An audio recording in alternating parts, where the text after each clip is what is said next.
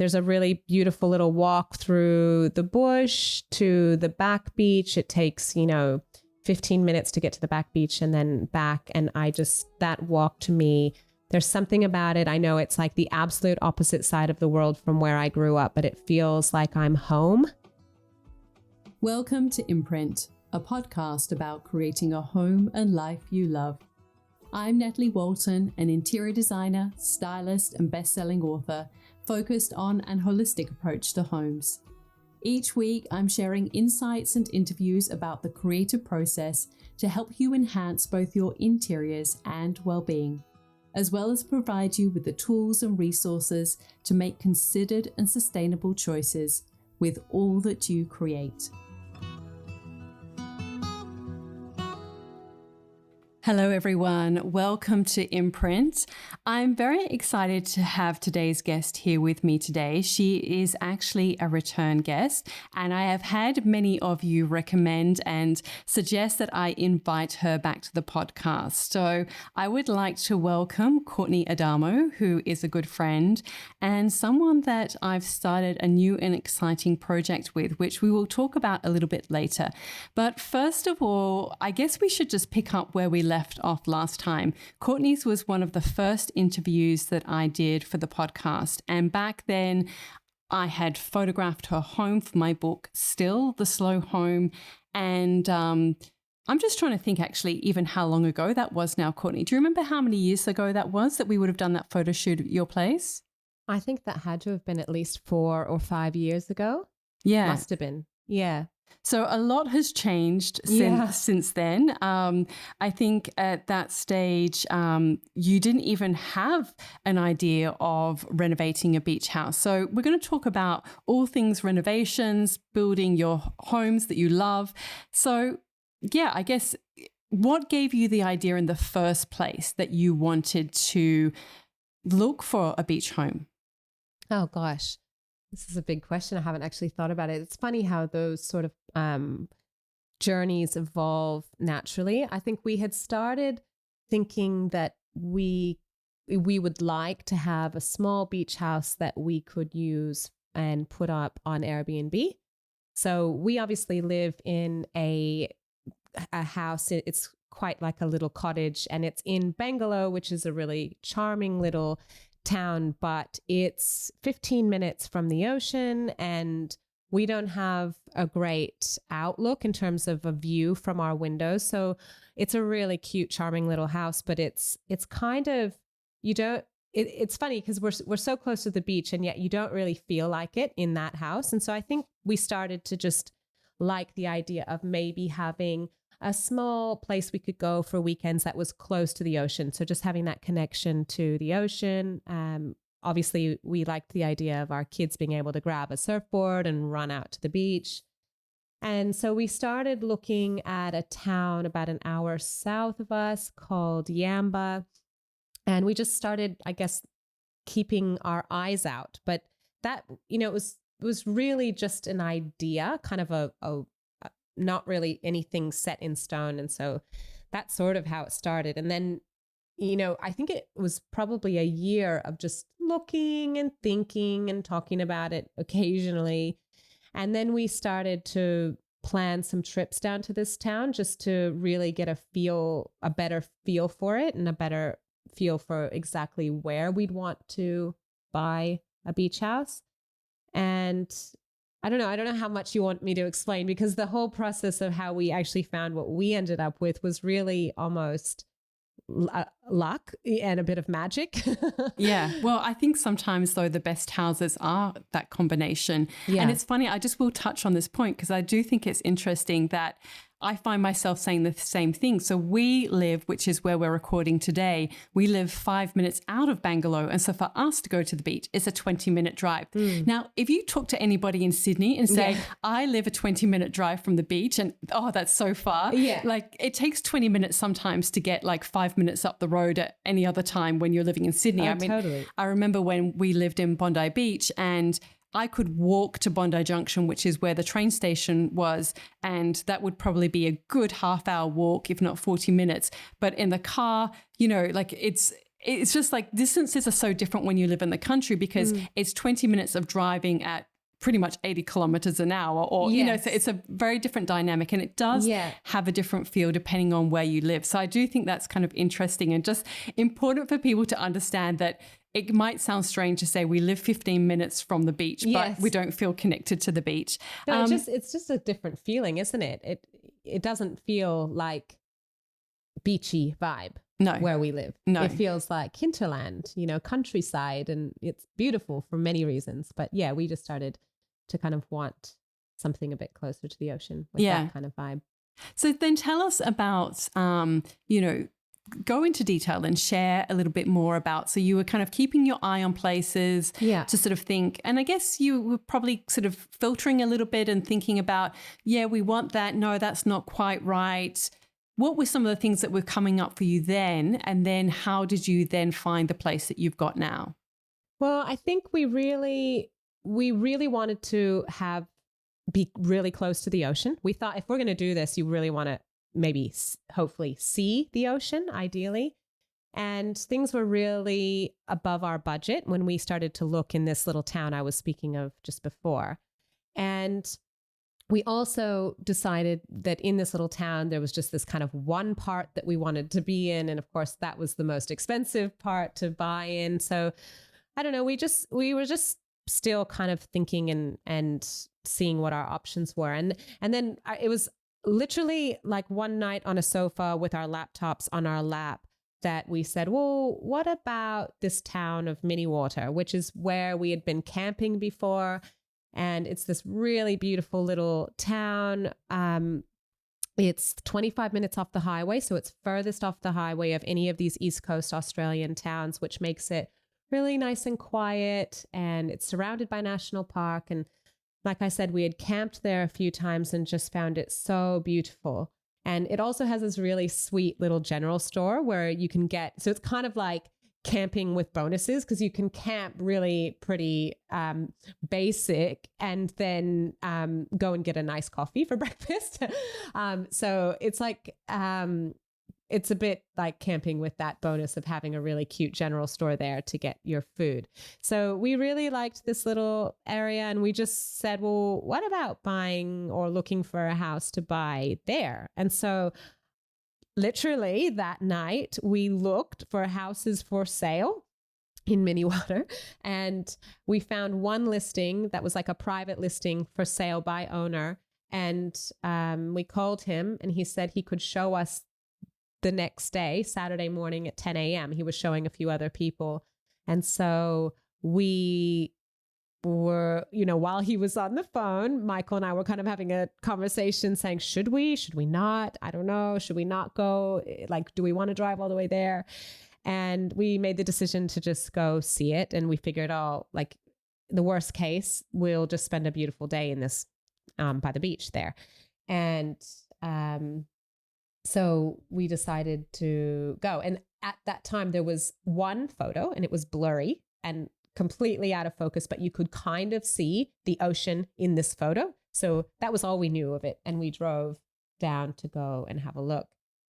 And I don't know how detailed you want this story to be, but it's one of those situations in life that you can really see how beautiful and lucky it was with the hindsight that I have now. I just think, what if we didn't go, you know, or what if it was forecasted to have been a rainy day, and then we would have thought, I don't want to drive all the way there, and I wouldn't have spent this day at the beach. And it was like our stars aligned, and it was this beautiful, glorious day. And we pulled up at this address, and it's this old fisherman's shack overlooking the ocean on this bluff above this bay. And it is so beautiful. And it was July, so the humpback whales were everywhere. There was probably, you couldn't look out to the ocean without seeing at least 5 at a time. And they were doing this thing where they have their fin and it looks like they're waving at you. And, you know, the mothers with their babies, and they were jumping and splashing on their back. And there were the purple flowers along this bluff were in bloom. And honestly, like if unicorns existed, they would have been walking down the street. Like it was like magic from every angle. And so anyway, this guy, he had to show a few other families the house. And so we had to wait our turn. And then it finally came to us, and the kids were running up and down and finding seashells on the beach and running up and showing him. And then the kids were pointing out all the whales. And I just think that this owner of the house really took a liking to our family. And I think he really wanted to sell the house to a family that like us. And so we had a really nice conversation. He showed us the house, and then we went and spent the day at the beach. And Michael and I just kept looking at each other like, we just have to make this happen. I don't know how, but we're just going to have to buy this house. We can't not buy it. And that owner called us that evening on our drive back up to Byron and said he'd received 2 offers from 2 of the people he showed to previously. But if we wanted it, he'd rather sell it to us. And so if we could just go a bit higher than those offers, then it would be ours. And so we just on the phone said, okay. And it was like that. And so by the end of that day, we had agreed to buy this little amazing, wonderful spot that we just feel so grateful to have gotten the chance to buy. Yeah, it's amazing, those kind of experiences where it just feels like everything aligns. I had something similar where when we were living in Sydney, we were living in a very, very small terrace. Like it had 2 bedrooms upstairs. That was it. The bathroom was downstairs. And we knew exactly what we were looking for. And then one day I saw the for sale sign come up on this house at the other end of the street. It was like a 6-meter wide terrace. It was north facing, and it was literally the same street. And it was just ticked all the boxes. And it was like, okay, we've just got to make this happen, because like this just is everything. We love the area, and it did happen. So yeah, I think sometimes like you kind of get that gut feeling about a place that, you know, it just feels right for you and your family and the stage that you're at in your life. Yeah. It's really wonderful. But then you then went on a very long journey to making this space or this home your home. Yeah. And we would have, weekly walks and go on the Lighthouse Walk in Byron, for those of you who know it. And I heard all about the trials and tribulations of Courtney's renovation project. Well, it's really a new build project. So do you want to share a little bit about, for one, why you decided to knock down and rebuild? And then secondly, a little bit about that process of, why it stretched out for so long. Yeah. So we sort of knew from that very first day of seeing this property that it probably needed to be torn down. It's all asbestos, and we didn't know it at the time, but the timber was completely rotten from termites. So after they had taken the asbestos off, even the neighbors said they couldn't believe that the actual timber structure was still standing. It was that badly termite ridden. The septic had to be replaced anyway. There was no indoor plumbing. There was kind of no redeeming value of this house. I mean, there was some redeeming pieces. So we ended up paying a company to come in to first take away any of the materials that could be reused or repurposed. So windows and doors, and there was a really beautiful like mid-century staircase in the back that was really cool. And so they took that away and they repurposed that, so that we felt good about that. And then the rest of it, the asbestos was obviously dealt with correctly. You have to get a whole team in to come and take the asbestos away. And then I think the building probably fell over with a tiny push of a finger when it came time to knocking it down. So that was actually pretty exciting for us. We've always in previous projects renovated old homes, and we've always really loved to restore an old home and to kind of honor the era of that house.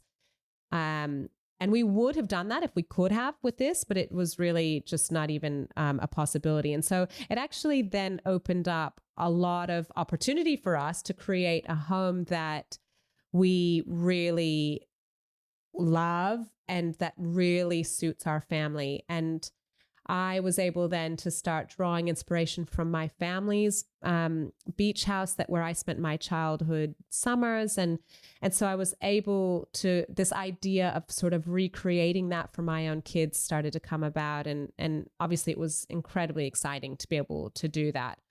Like you said, there were many, many, many challenges of this process. And I don't even know where you want me to begin with that. I guess maybe if you could give a little bit of a context, because obviously, other people in other parts of the world wouldn't necessarily know about the floods or the La Nina. And, I mean, that was definitely a big part of it. The material shortages as a part of COVID, which I think people all around the world have experienced that. Yes. So do you want to just sort of touch on some of those kind of main big points why, this project took much longer than what you anticipated? Well, I think it goes even earlier than that. So we made some big mistakes that we learned a lot from. We rushed into hiring an architect who wasn't right for the job and ending up with designs we weren't happy with and having to pay for revisions that in the end we still weren't happy with. And so we ended up switching architects. So that was, I think we ended up losing around $10,000 just on that mistake, and about 3 months of our time. So it was a pretty big mistake to make the very start. And then finally we got our designs, and then we had to have them approved by the council. And that was all pretty straightforward. But then it came time to hiring a builder, and we made mistakes again, not having done really our due diligence and research. So we wanted to hire a local builder because we really liked the idea of someone who was close to the site and the ease of their location. And we'd had really great recommendations from them, but it ended up that this builder just didn't work in the way that we work. Michael's a real spreadsheet guy. He's really, really into the detail, and when you send him a budget or a quote, he wants it to be itemized and very detailed. And this builder just didn't work in that way. They sent over very vague estimates, and they didn't really want to go into detail. So we ended up wasting about 2 or 3 months going through the whole process with that builder, only to find out that they weren't right for the job. So then we had to find another builder. And at that point, then all the materials were everyone was experiencing huge shortages of those materials. So there were delays to get them.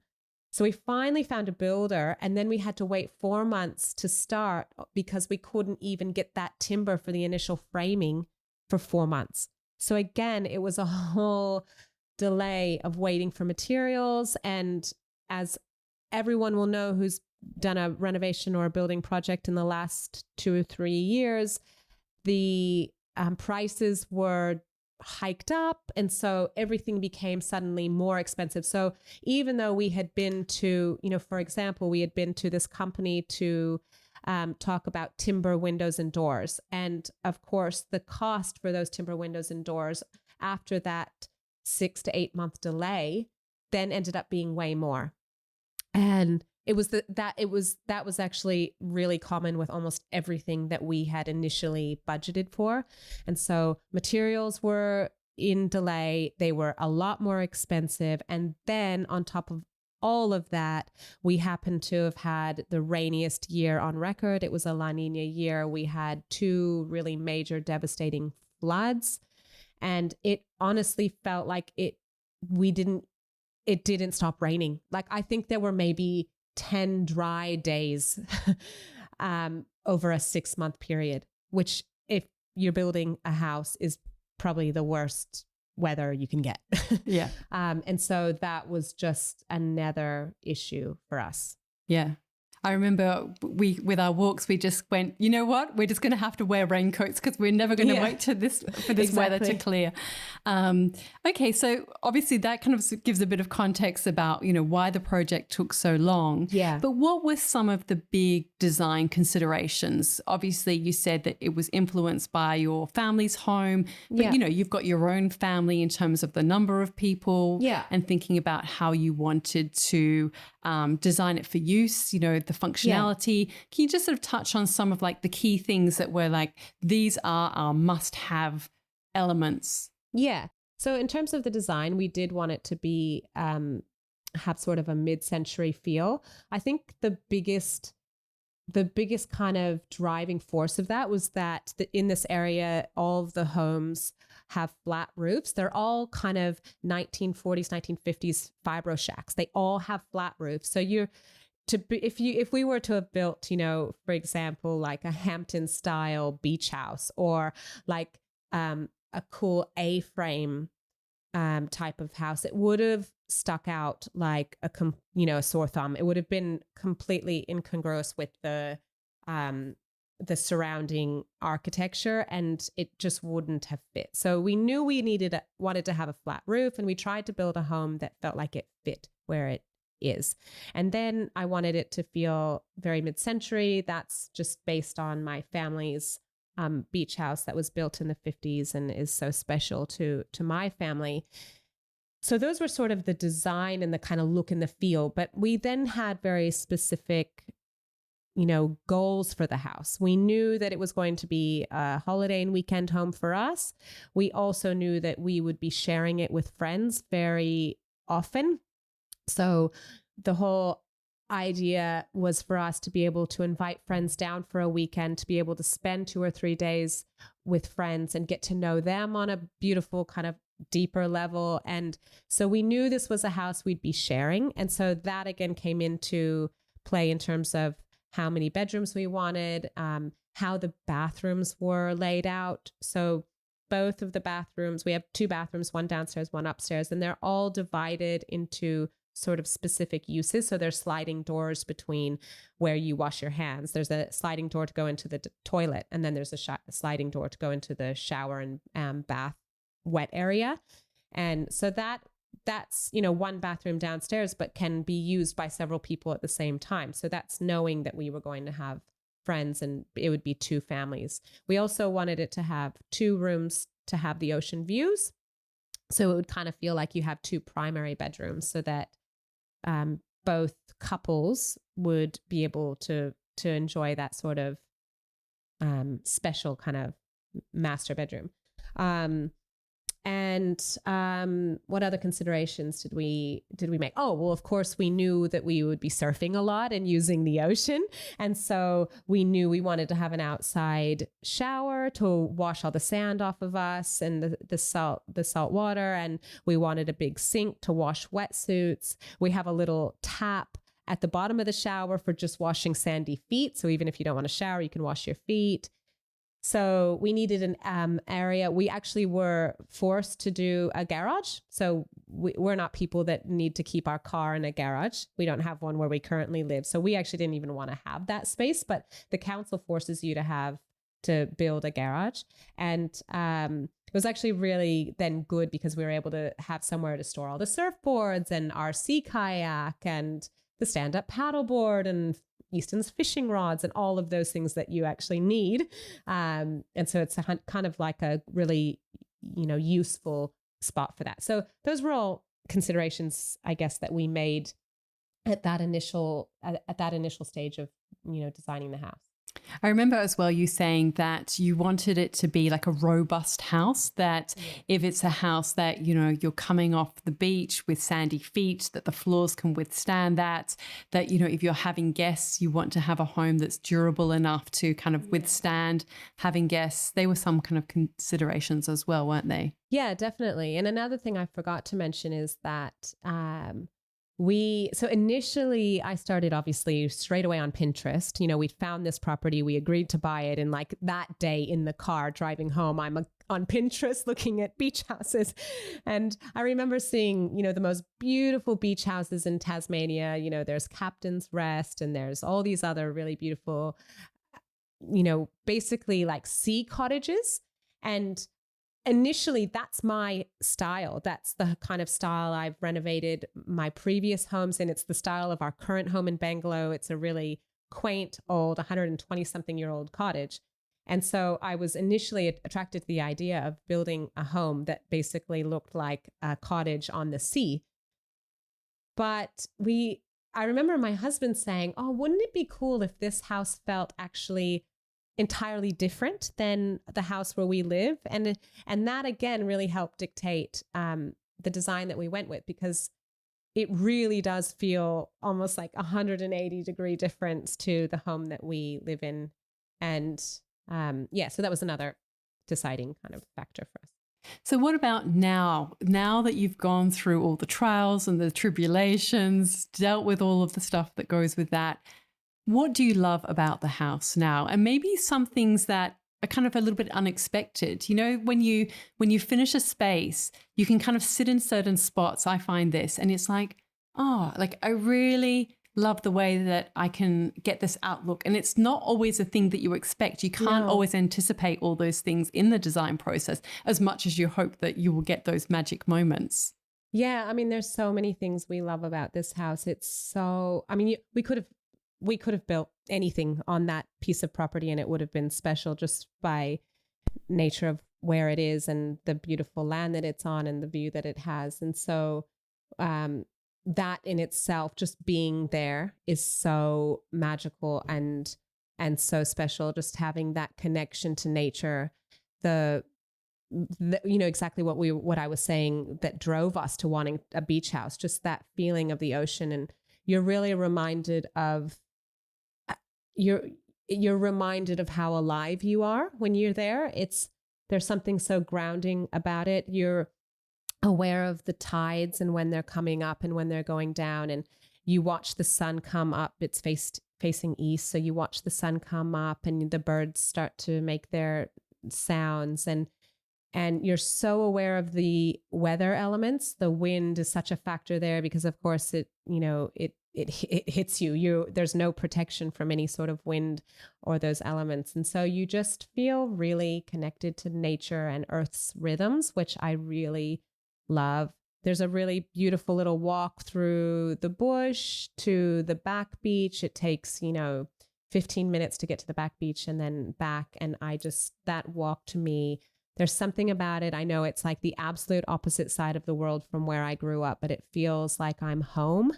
I feel my grandmother there. It's so strange. I feel my mom. It's just this really beautiful walk. I try to do it every day that I'm there. I think I've missed maybe 2 days. It's just so special for me to do that walk and brings me a lot of joy. And the home itself is so, it's so funny because, we just sat there and spoke about all the challenges that we faced. But I swear the second we got the keys on December 9th, I walked in that house and I forgot them all.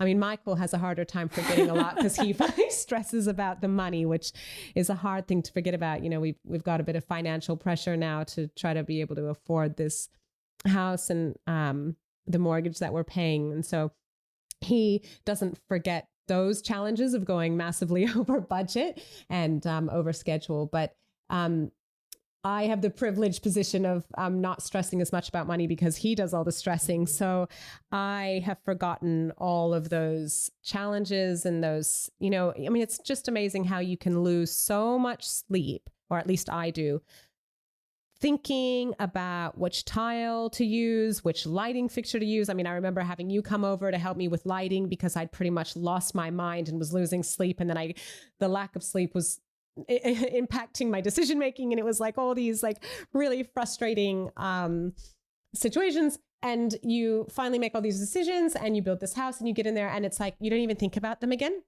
It's like you've got these beautiful lights that you've stressed over, but actually I don't even really think about them, but I know they're so important, making the overall space feel so special. But yeah, it's just the feeling in that home. And I think also a testament to the architect who designed the house. It's designed really, really well for the position and the outlook that it has. We have these 6 giant pine trees on our property. It's like a corner block, and they did a really beautiful job of incorporating those pine trees into the layout of the house and the views from the windows. So out of some windows, you see these beautiful Norfolk pines, and out of some windows, you see the ocean, and out of some windows, you see a bit of both. And it's really, I think it's a real testament to their design, because they've just done a really beautiful job with that. So on our walks, as you were going through the trials and tribulations, and I was going through my own trials and tribulations with a different design project that I was working on, we started to share and explore this idea of, we've learned so many lessons on our journeys to renovating. And I think each project brings a whole host of new lessons. Yeah. And so we sort of started to ruminate on this idea of, is there a way that we can share this with other people in some way? And that's what we've done. We have created a new podcast called Renovation Ready, and a website, and we've got some exciting things coming your way. We've got a guide that we created, the Reno Rulebook, which outlines, we had a massive brainstorm, like what are the biggest lessons that we've learned across all our projects. And so that is in that free resource for you, for those of you who are interested, and I'll put all the links in the show notes. But for now, just to give people a little bit of a taste, can you share maybe, a couple of the biggest lessons that you learnt on that project? Oh my gosh. I mean, the lessons are countless.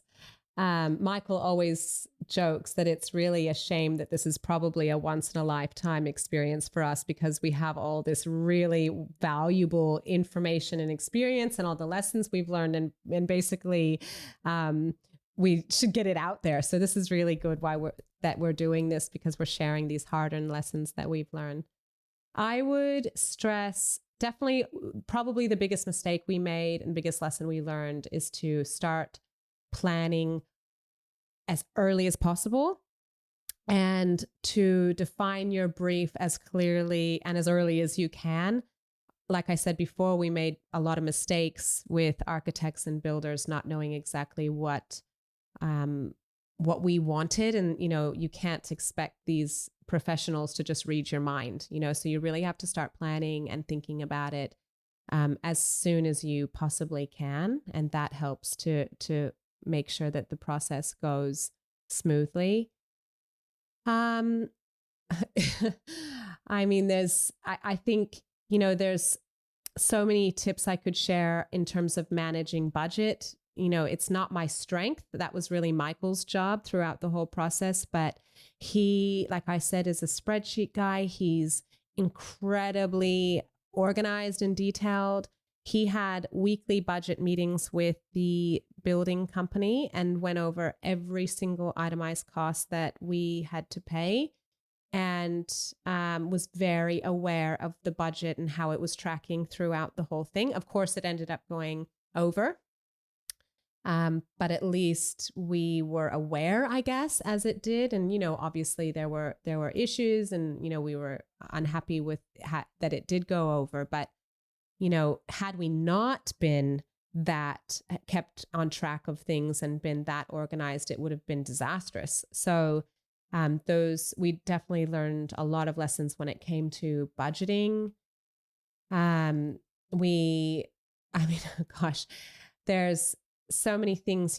We really wanted to design an eco-friendly house, and I think we did in many ways, but a lot of the decisions that we wanted to make on the fly, we couldn't make because they weren't part of the original design.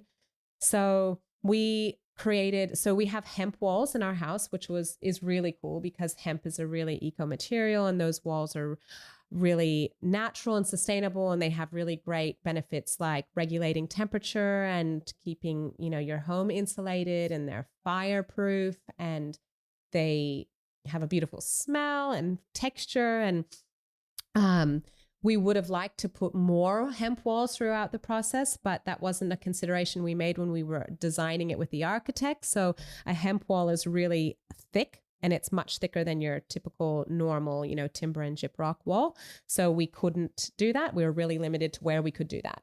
And then we discovered this beautiful product called DuraPanels, through at what we thought was a very early stage in the building. And we thought, great, we're going to use these DuraPanels. They're made of straw. They're really eco-friendly material. And of course, we couldn't do that because, again, the thickness of those DuraPanels didn't match or wouldn't have worked with the design of the house in terms of the thickness of the walls. And so we couldn't use those. So while we have designed and built as sustainably as we could have, there were still things that we could have done better. And so I really feel like, again, we should have thought about that before. And even, we rush through this. I have a really bad tendency to want to rush through the process just because I want to reach my end goal really quickly. And we rushed through the design process with the architects because I was really wanting to get the DA approved through the council. But once that DA is approved through the council, you can't actually change things. Like you can't change the size of your windows and doors, for example, or you can't just add a window because it suddenly you think it would look good while you're building. And so, there weren't too many things that I wished I could have changed, but definitely some things that had we given a bit more thought to early on, we would have done better. So for those of you who are planning to renovate one day or love all things home and creating a beautiful home, we really encourage you and invite you across to a new podcast that we have created together. And we're very much breaking down all of these lessons that we've both learned, all of the things that you need to know to get your home renovation right. And we look forward to connecting with you there. Thank you so much, Courtney, for joining me today and sharing a little bit more about your project. And thank you. Thank you for having me. All of the links and info for this episode are at nataliewalton.com/podcast. Don't forget to subscribe so that you can get a direct download of the latest episode. And I really appreciate when you take a minute to rate and review, as well as share the love with someone you know who might benefit from this episode, or on social media. If you'd like to access a range of free resources, come visit my website, nataliewalton.com. Thank you to Jaeger Media for producing this podcast. And I would also like to acknowledge the people of the Bundjalung Nation where it was recorded, and pay my respects to elders past, present, and emerging. I look forward to connecting again soon. I'm Natalie Walton, and you've been listening to Imprint.